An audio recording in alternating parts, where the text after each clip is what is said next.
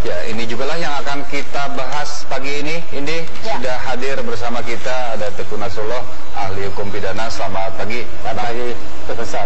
Nah, pagi ini semangat pagi pemirsa. Minal aidin wal faizin. Minal aidin wal faizin, Abang. Mohon maaf segala kesalahan. Kita langsung masuk ke dalam kasus. Melihat apa yang tadi dikatakan oleh Wakapolri, mengatakan bahwa ini sudah dihentikan, begitu ya. Dan kalau dihentikan, dianggap mengada-ngada, tidak ada unsur pidana, Abang sepakat? Gini,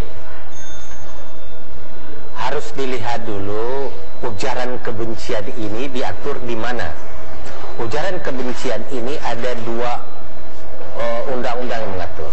Satu di KUHP, kalau disampaikan dengan cara yang bersifat konvensional. Satu lagi di Undang-Undang ITE, apabila ujaran kebencian itu disampaikan melalui alat teknologi ITE ini. Antara KUHP dengan ITE ada konsekuensi hukum yang luar biasa. Kalau di KUHP ancaman hukumannya ringan, ya. Kalau di Undang-Undang ITE, karena sistemnya itu dengan masuk ke ITE bisa menyebar ke seluruh Indonesia, bahkan tersimpan dalam jangka waktu yang tak terhingga, nggak bisa dihapus, itu ancamannya lebih berat, sampai 6 tahun penjara. Yang ini di YouTube kan, nah, artinya? ini kan rujukannya adalah ke Undang-Undang ITE.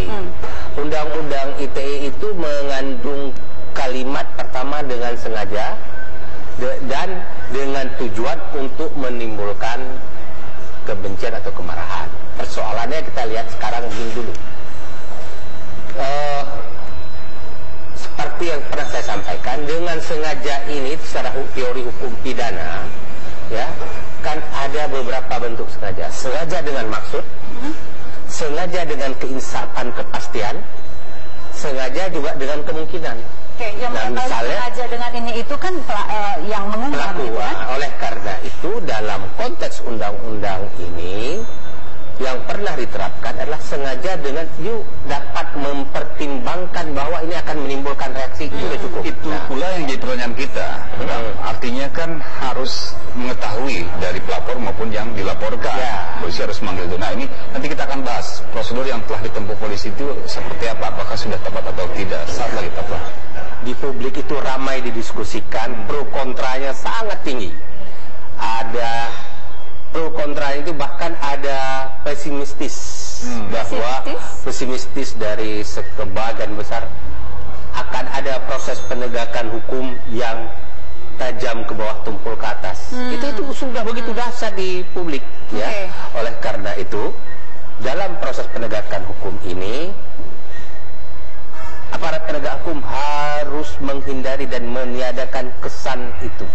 Tapi oleh karena dengan demikian proses-proses itu harus dijalankan secara bertahap dan sistematis sesuai dengan hukum acara, sehingga ketika kesimpulan itu sampai pada titiknya, maka orang menerima sudah jalan proses. Terlepas di situ ada warna di dalam proses normal. Anda mau minta seorang narasumber, telepon dulu kan, Pak, bagaimana pendapat Anda seperti bla bla bla bla ini?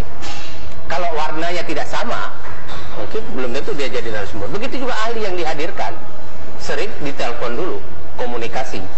Kalau misalnya ahlinya negatif, tidak akan diminta. Kalau ahlinya positif, baru ditawarkan berkenan untuk menjadi ahli. Bang, sudah diumumkan kan, sudah di konferensi pers kan, bahwa kasus ini tidak akan dilanjutkan atau dihentikan. Nah, jadi saya ingin katakan dulu, ada dua istilah yang harus kita bedakan. Kasus dihentikan dengan kasus ditutup. Kalau kasusnya sudah masuk ke tahap penyidikan, maknanya sudah diputuskan ada unsur pidana, maka kasusnya dihentikan.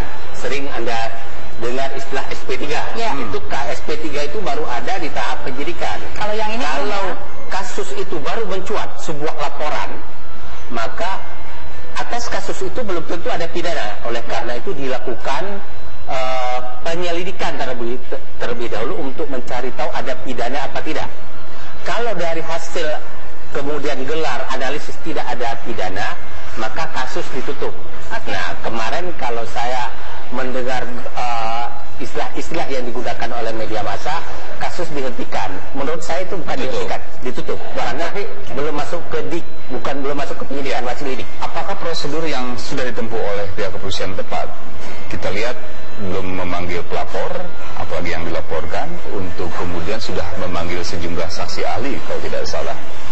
Kemudian langsung jadi gini, dalam praktek dan hukum acara kita, kalau ada sebuah laporan, yang pertama sekali didengar keterangannya adalah pelapor. Kalau belum didengar?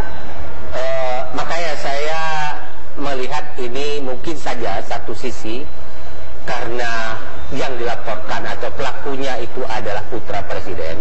Yang dikhawatirkan ini kan kalau tidak cepat penanganannya bisa berdampak opini dan segala macam bergulir kemana-mana. Artinya oleh karena itu saya juga pahami putra presiden bisa beda. Mungkin saja tidak harus terlalu buru-buru ya. Tetapi di sisi lain terlalu cepatnya penyelesaian ini akan menimbulkan pertanyaan-pertanyaan orang langsung diamankan. Tapi memang tugas kepolisian saya rasa harus segera menertibkan ini. Yang terpenting sekarang adalah kita menyadari diri kita. Apalagi seorang, ini mungkin saya mohon izin kepada Bapak Presiden dan keluarga besarnya di lingkungan ring satunya untuk ada sebuah konsultan komunikasi publik, konsultan dari politik sosial kepada putra-putrinya dalam berkomunikasi di ranah publik kayak begini, di ITE kayak begini ya, karena jangan sampai sebuah keinginan untuk mengajak orang berbaik tapi disampaikan dengan bahasa yang negatif. Coba Anda dengar, simak baik-baik. Kadang-kadang saya memahami, ya itulah anak muda ya, tapi di sisi lain kemana ring satu yang tidak mengingatkan jangan begitu berkomunikasi. Sampaikan, ayo saudara-saudaraku, teman-temanku sebangsa yang Anda sekolah di luar negeri, kita bangun Indonesia dengan cara yang baik. Kenapa dengan kalimat-kalimat kayak begitu? Misalnya kalimat, ya saya biasa mendengar deso loh itu, tapi kayak secara menyampaikan kalau lihat di mimik muka dan segala macam menimbulkan rasa tidak happy di orang. Jadi sekali lagi saya katakan, kita ketika berada dalam sebuah sistem yang di situ kita ada di tingkat level atas, maka harus tahu cara berkomunikasi yang baik.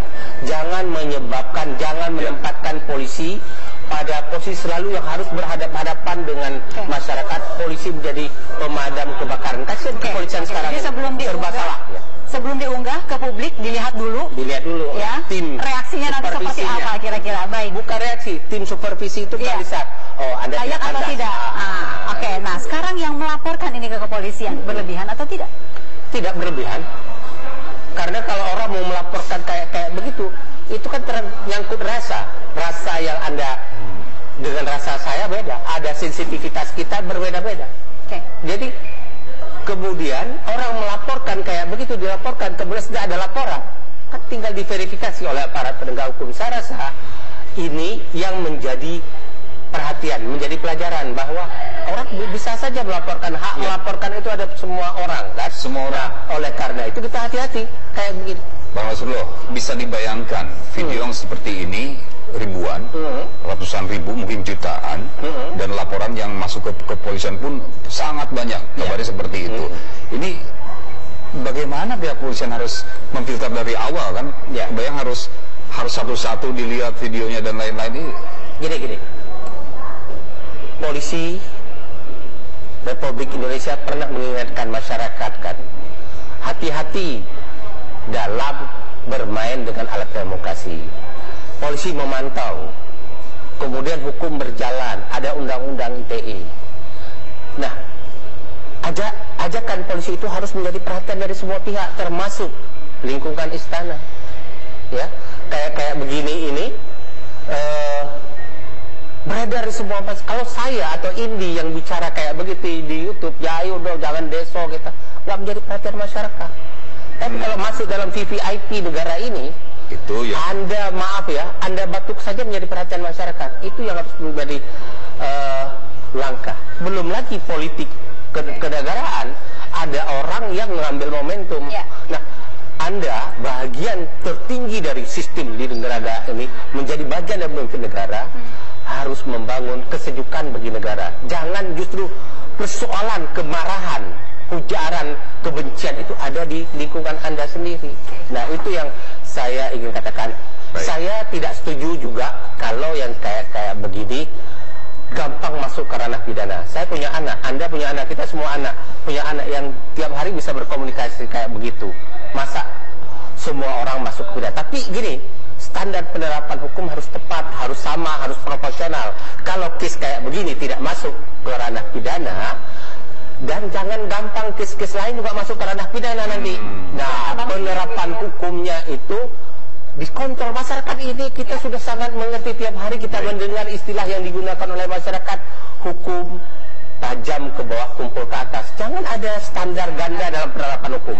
Saya setuju ini tidak ditarik ke pidana, tetapi ingat loh, Ananda Kesang, ya, Anda salah satu calon putra terbaik bangsa di kemudian hari.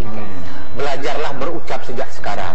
Saya kadang-kadang mengingatkan juga anak-anak saya di rumah, ketika saya sampaikan ke Kesang, saya ingatkan ke anak dan saudara saya, mari kita berkomunikasi di ranah publik yang enak, yang sejuk, membawa kedamaian bagi bangsa ini. Baik, Bang Nasrul, terima kasih.